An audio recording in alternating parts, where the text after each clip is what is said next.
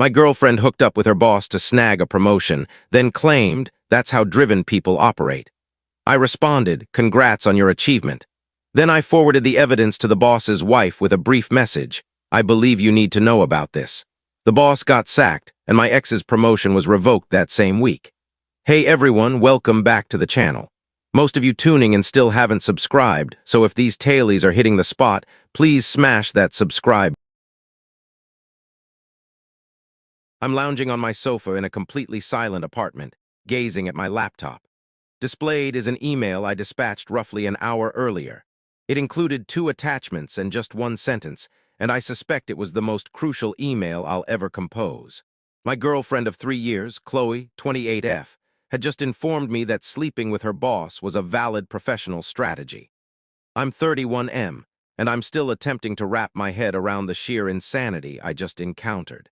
Chloe has always been targeting. She was crushed, but it went beyond that. She was furious.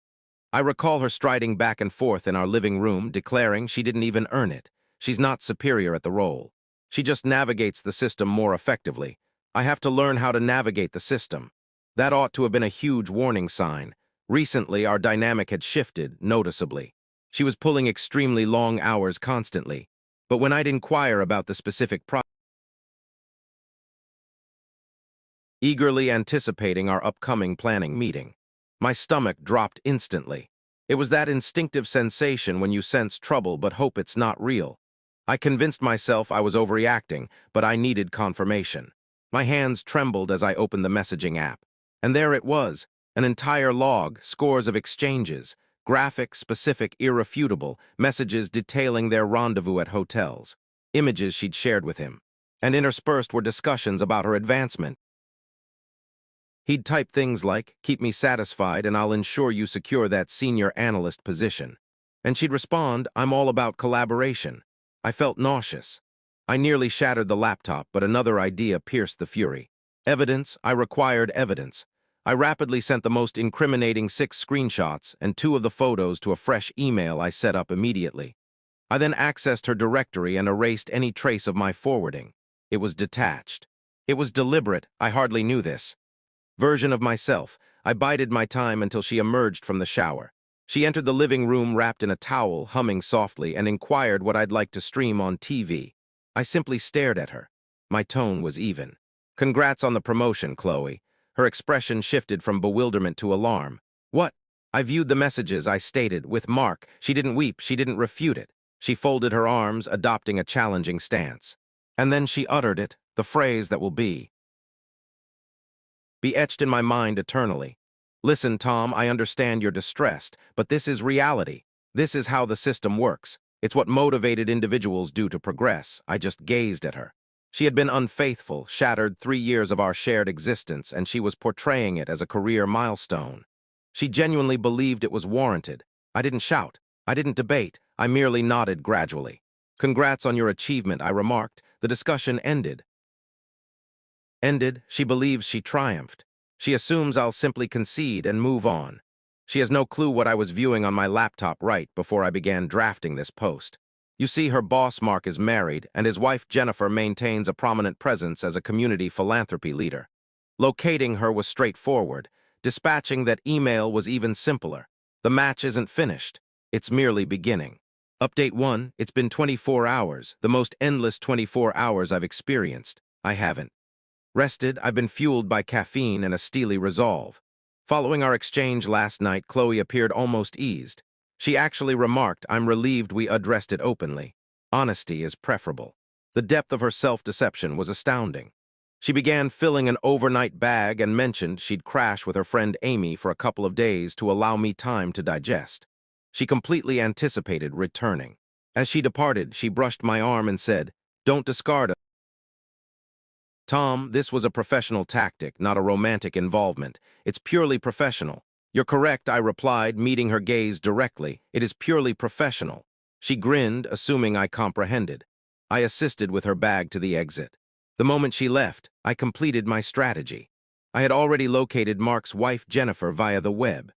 She served on boards for several key local nonprofits and ran a personal site about her charitable efforts. Her blog's contact section listed an email. It seemed destined. I accessed the anonymous account I'd made.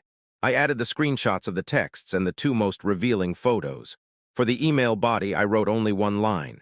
I'm regretful to deliver this, but I believe you need to view it. I fixated on the screen for about 5 minutes, then pressed send. The sensation wasn't gratification, not yet. It was merely inevitability, like I'd nudged a massive rock from a towering peak. The initial indication that the rock had impacted arrived. Around midday, I received a message from my pal Kevin, who is employed at the same firm as Chloe and Mark, though in another division. His text read, "Man, wild stuff unfolding here." Mark was pulled from a session by execs from headquarters an hour back. Just spotted him passing with 2 HR reps, looking like he was heading to his doom. Gossip is rampant. I experienced a dark smirk. The strategy was underway. The call from Chloe hit at 4 p.m. She was frantic. "Tom, what have you done?" she yelled. "Through the line. Mark phoned me. He's falling apart. He said Jennifer is aware. She knows it all. How could she find out? Did you disclose to anyone?"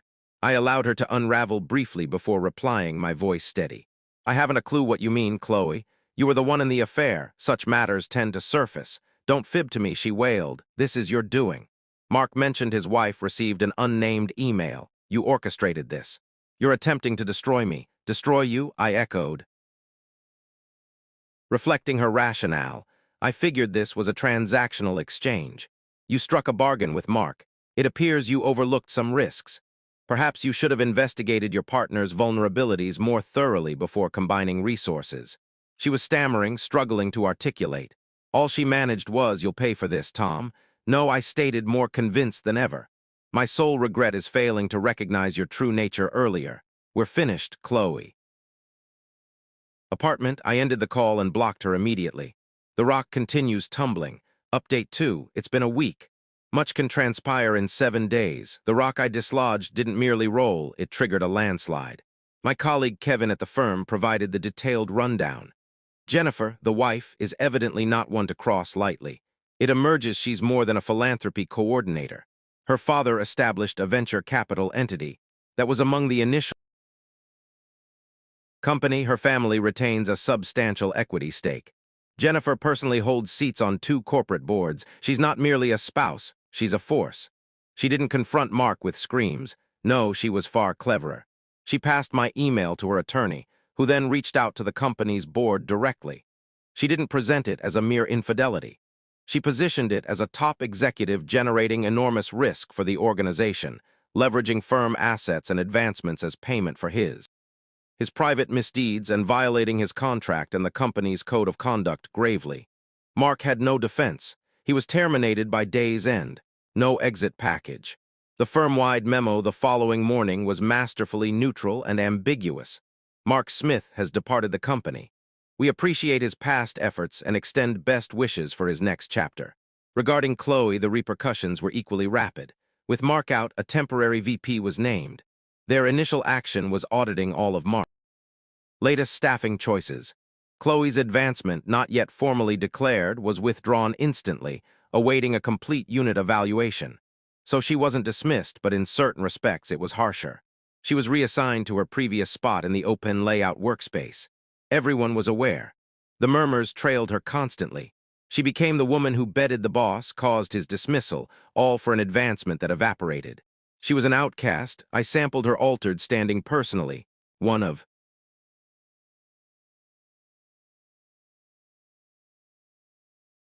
her office confidants messaged me angrily on social platforms, labeling me a spiteful beast for sabotaging Chloe's professional path. I replied with one response. Chloe deemed her choices driven. Turns out they were a poor wager. Inform her I extend best wishes for her upcoming pursuits. The friend blocked me. The closing scene unfolded yesterday. I received a text from Chloe's father inquiring about a suitable time to retrieve her belongings. I suggested Saturday morning.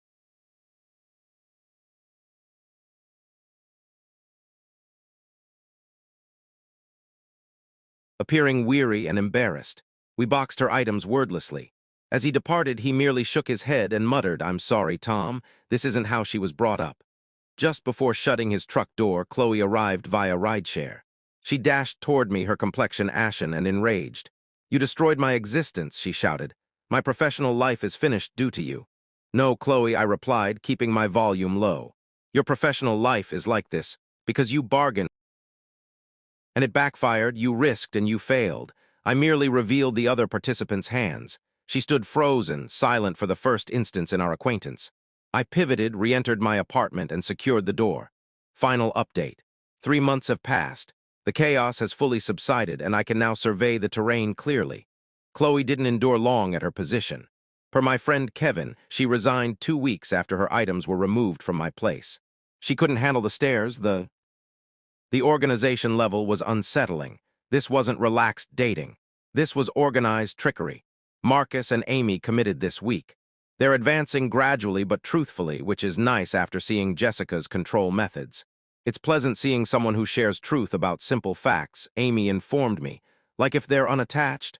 Groundbreaking idea, evidently. Thursday delivered Jessica's most frantic effort yet. Executive trajectory is terminated. No firm will hire him. As for me, I'm faring better than anticipated. The initial month was tough, disentangling our lives and coping with the betrayal's impact. But now it seems a huge burden has vanished. I feel unencumbered. I actually secured a promotion at my workplace last month, one I achieved through diligence and fostering solid connections, not through deceit. The contrast amuses me. It is a ruthless environment and drive is essential. But ambition comes in 2 forms. There's the type where you construct your success, layer by layer, via skill and effort. And then there's hers, the variant seeking shortcuts by undermining others or exploiting them as platforms. Her drive was a counterfeit version of authenticity. She viewed herself as a savvy operator, but she was merely an unreliable companion. She placed a volatile, unethical bet, and the system self-corrected. The rest accepted her tale about me being domineering. Dropped some shared contacts, but truly no loss. Anyone who believes seeing several individuals at once while deceiving all is fine current conduct isn't worth retaining. My seeing life actually got better. Being open about unattached surpasses being in a connection with someone plotting their departure. The special day gathering tale turned famous among my buddies. Folks keep requesting I share it at meetups. The expression, gossip, and the exclusion. She had rendered herself untouchable. Word is she's residing with her parents again without employment. The marketing and PR circle in our city is tight-knit. A scandal like that with a prominent VP at a key firm circulates quickly. Her reputation is tarnished. Mark, the former boss, fares even worse. His separation will be epic. Jennifer is unrelenting. Her legal team is arguing his actions endangered investments she controls, and they're pursuing all assets. His choice mindset. My buddies spoke to their buddies. Amy shared with her colleagues. Marcus noted it to his circle. Compact city effects mean images count. She attempted making fresh seeing accounts with varied images, but the tailies kept surfacing. Evidently, she applied identical methods with other men, and trends showed. Her social groups divided for good. The buddies who supported her current dating method found themselves facing alike issues when Jessica used her approach on their partners. Devotion has boundaries, particularly regarding connection stealing. Jessica contacted one last time about 3 weeks back. Totally altered method. David, I know you've advanced, but I wanted to say sorry correctly. Jessica, I advanced the evening you invited Marcus to my event. I see now how incorrect I was. The entire scenario was controlling and dishonest. Good that you see it. Is there any chance we could attempt once more? I grasp promise now.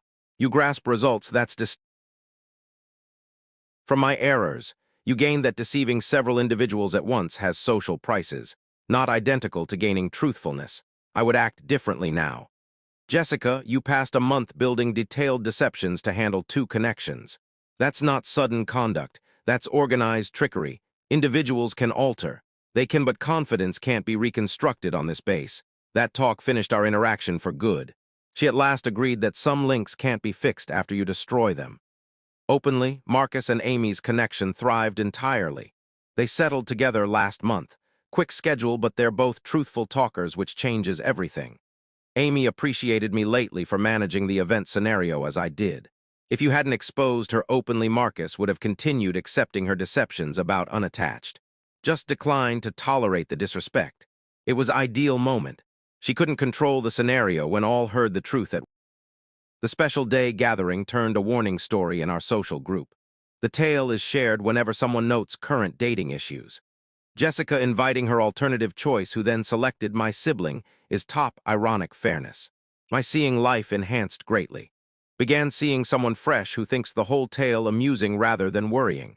Someone who gets that truthfulness about connection status is fundamental respect, not an old idea. The payback wasn't schemed or to support controlling conduct and allowed natural results to happen. Jessica desired to check all her potentials openly. She wound up with zero potentials. Occasionally, the top reply to control is plain openness. Declaring the truth removed her ability to manage varied tailies for varied individuals. She obtained precisely what she requested. Liberty to check her potentials without my involvement. She just didn't anticipate her alternative choice to check superior potentials right away. That's genuine current dating conduct.